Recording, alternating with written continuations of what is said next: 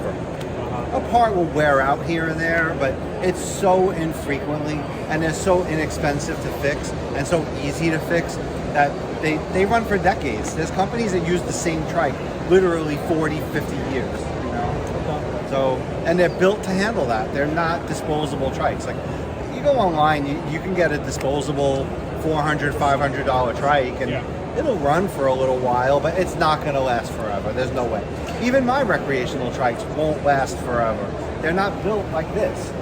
So for double the price, you get a trike that lasts quadruple or longer the time that a recreational trike will last. Okay, so like you've been in this business for a long time. Like, who's your biggest competitor, and why are you better than they are? So there's other companies that have tried to do industrial tricycles, and they'll loop them into that term, industrial tricycles.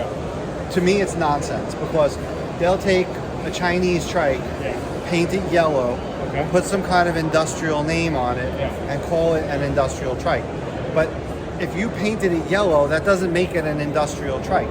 What backs up the fact that it's industrial? You're using the same size axle as a recreational, same spokes, same chain, same frame tubing.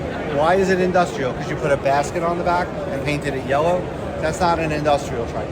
This trike is made as an industrial trike. It's not a bicycle converted to a tricycle. And that's what a lot of companies do. They'll take a bicycle frame and bolt a rear to it and call it industrial. I have trikes like that too, but I don't call them industrial.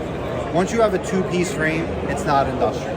This is built as a tricycle frame, and there's really no other companies that do that. So that's why this is so much better than what other companies offer. They'll call them industrial. It's not. Yellow doesn't make it industrial. Yeah, okay.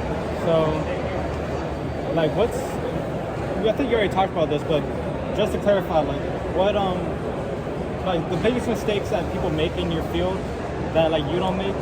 Like, is there anybody else that, like, does similar to what you do, like, actually makes an actual trike, but they still make mistakes in something else?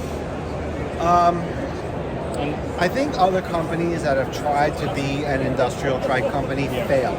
And one of the reasons they fail is they think the market's bigger than it is, and it's not easy to get in the door of a place like Ford or Boeing. And if you're Boeing or General Motors and you have 100 trikes riding around, why would you bring in another brand that's not as good?